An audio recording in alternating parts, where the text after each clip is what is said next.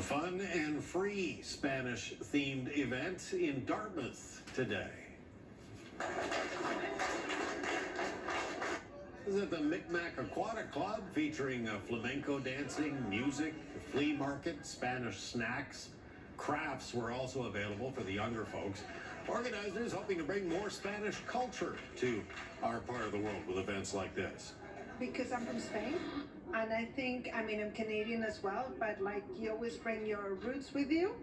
And I've been teaching flamenco here and doing events for almost 20 years.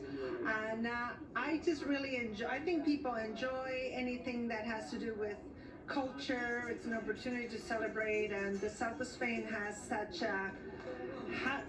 a bright, happy, society. I mean, not that everyone's happy, but so I just wanted to bring a little flavor of that over here. That event ran from 1 o'clock until 3 o'clock this afternoon on this sunny Saturday. And Center 200.